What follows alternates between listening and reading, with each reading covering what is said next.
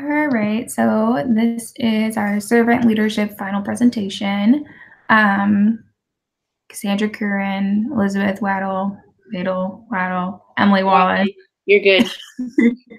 We're all doing our project. So our project, let me pull it up here.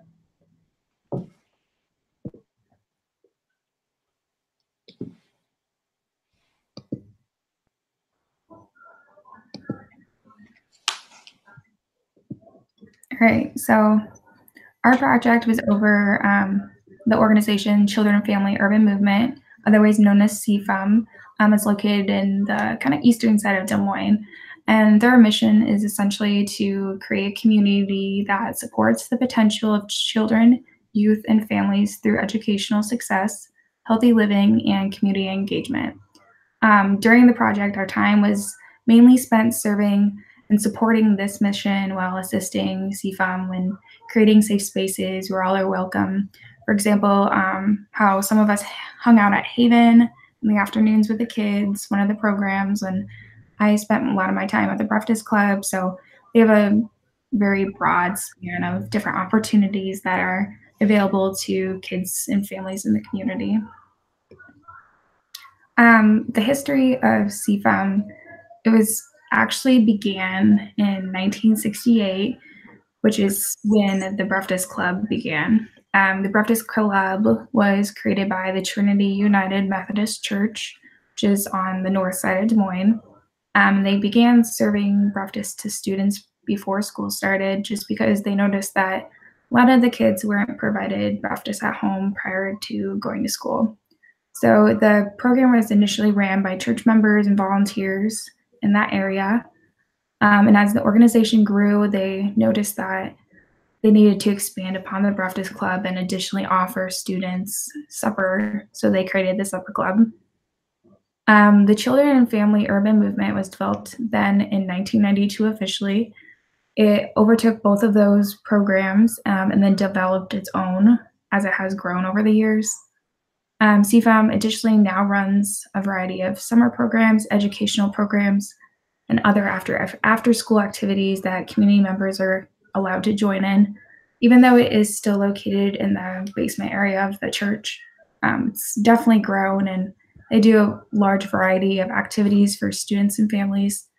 For example, we all first did the fall festival get-together event, and it was open to everyone in the community, but it was also just about creating a safe space and a good time for kids to go out trick-or-treating and not feel like they are at a risk for injuring their safety. So the name has changed, but the mission is as bold as ever. Something that they put on the website that I thought was pretty cool is that they took this mission and they really developed it into their own organization. So yeah, those are the two slides that I worked on.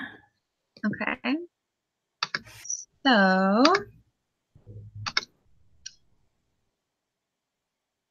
I did social issues addressed by CFUM. Most of them were just mainly poverty in general. Low-income families, uneducated parents, and language barriers were the ones that we noticed. A lot of the family was unemployed. So we noticed that when there was a lot of parents that could be there right after school to pick up the kids. And Weslyn even mentioned to me that she wished that these parents would let these kids stay longer instead of just taking them home. Low wages is obviously a big social issue around the Riverbend community. So we really helped these kids with that by giving them food, showing them that you don't have to have money to have everything. And the uneducated parents, obviously the healthcare and budgeting money. Westland mentioned that they one time did a convention and they educated these kind of parents on why healthcare is important and why budgeting money is important. And for nursing students, that's really important to us to advocate for those people. Language barriers is a very common one, and one example that stuck with me for this social issue was um, the after school program called The Haven went to the Blank Park Zoo one day, and they each had to get $5 from their parents. And Wesleyan had gotten a call from a parent saying that they were very upset with the amount of money that they had to have for this trip. And the child had translated to the parent that they needed $20 instead of $5. So that really shows a language barrier there. And then on to the nature of our project. On the screen is the mission of Urban Family Movement that Emily had mentioned earlier. And then our group statement, we just focused on really nutrition and education. And so we did that by really looking at how they got food. So I know that Emily and Lizzie, you guys both did calling different organizations and stuff for grants, and that's how they get a lot of this money for the supper club. And we helped with the fall festival, and that really showed that a lot of these families don't really have a lot of food around, because I just remember that a lot of the parents of these kids were trying to be a little bit more greedy than their kids because they knew that they weren't going to have supper on the table. And that was really hard for us to accept.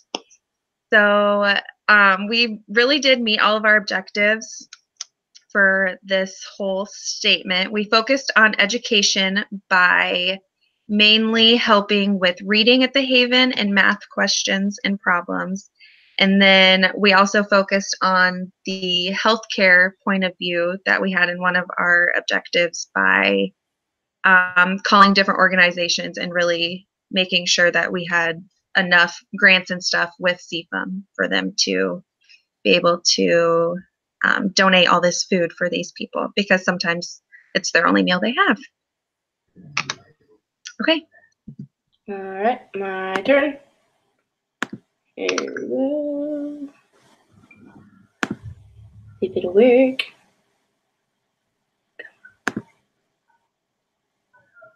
All right, yeah, okay, I'm good to go. All right. So I was in charge of the synopsis of our project, and as you can see, this kind of gives us a good summary of what we did. So we completed our hours in a variety of ways, and completed a total of 49 hours, with the minimum being at least 45 for 15 for each of us. I think we all learned a lot and are very thankful for the exposure and the opportunities that CFUM provided to us, because we definitely were, in my opinion, like we were exposed to a lot of things that we did not even think we would be. So as it says on the slides, each of us worked at the Fall Festival the night before Halloween, where we ran different activities and we gave away Halloween candy, and all of this was free of charge. This event gave the kids a place to come before trick-or-treating, where they could have fun and be safe. And then the other half of the Fall Festival was where adult volunteers took groups to houses around the neighborhood for trick-or-treating. So Wesleyan, the volunteer coordinator, actually talked to all of these houses and provided them with candy that they could give to I think she said 160 kids or something came that night. So each of us we stayed around to clean up because they had enough volunteers to take them around trick-or-treating. So we stayed at Moulton and helped Wesleyan clean everything up so they wouldn't have to do it after the kids got back. Emily helped with Breakfast Club numerous times.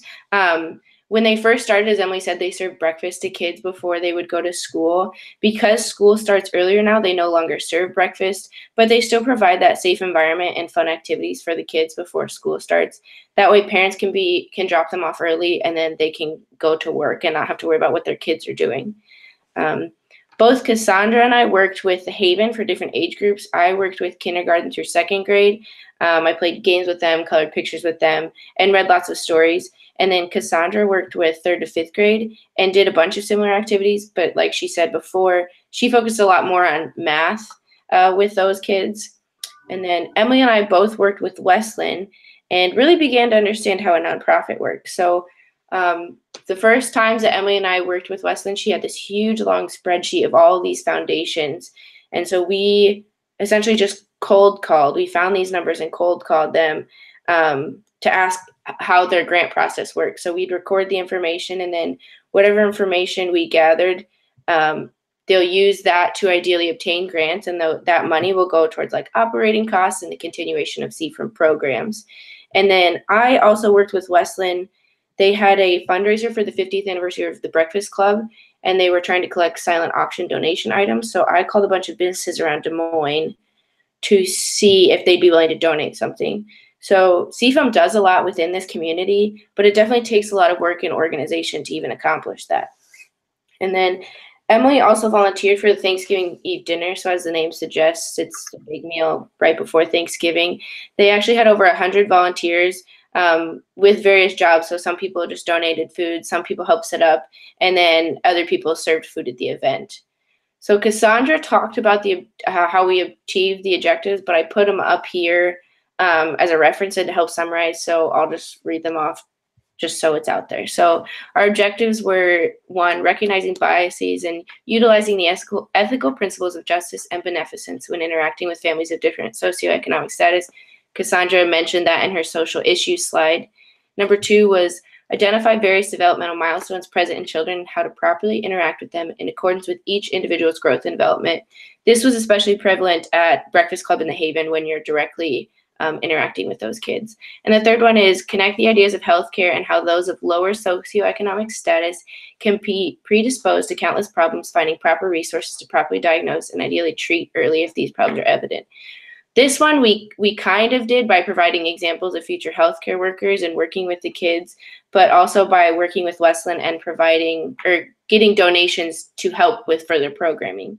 And then the community needs that we met were hunger and education. So hunger was achieved through the Breakfast Club no longer, but prior that would have been it. They had snacks at the Haven and then Thanksgiving Eve dinner. And then education, the Haven K through 2 had a lot of reading buddies. 3 through 5, they did a lot of homework help with the math. And then indirectly again, donations for costs to continue programming, like those parent workshops, would be how we helped with education as well. All right, and then, like I said, I think a lot of us learned a lot with CFUM, but there's a lot more that can be done. And so as it says on here, you know, we volunteered with the Haven, but if we were to continue volunteering with the Haven consistently, we could perform relationships with these kids, and they could maybe view us as role models, which could encourage them to participate in their education and work hard so they could, you know, hypothetically go to college or be successful with their education.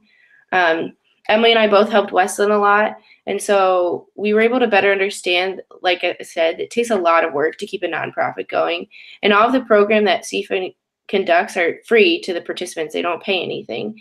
So if we continue to help her, we could not only take some of the weight off of Westland's shoulders, but also allow CFM to continue to impact and serve its target community.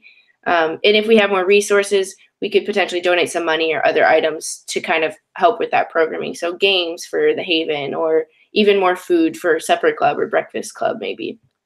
And then in our proposal form, we talked about volunteering at supper clubs. However, Emily was the only one who did with that Thanksgiving Eve dinner. So if we had more time, we would hope to attend those and serve the community. And then again, if we had more resources, donate more food, and maybe even like grab more people and bring a whole group and host a supper club on our own with CFUM. And then, as Cassandra mentioned, they host like conferences for parents. And so as future nurses, patient education is pretty important and will be a very fundamental part of our job.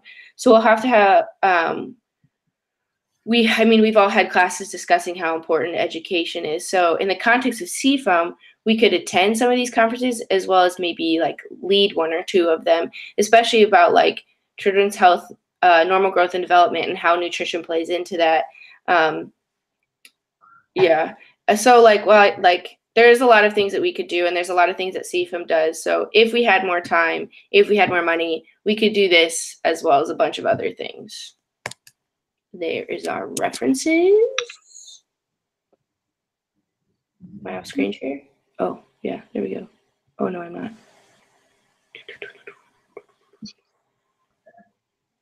Oh, this is confusing. How do I get off? We'll just exit out. Green thing again to get off. Oh, click it again. Yeah. I'm really smart. Oh, okay, here we go. And that's all we had to do, correct? Yeah, what, did anybody time us? Is this unprofessional to put this in our video?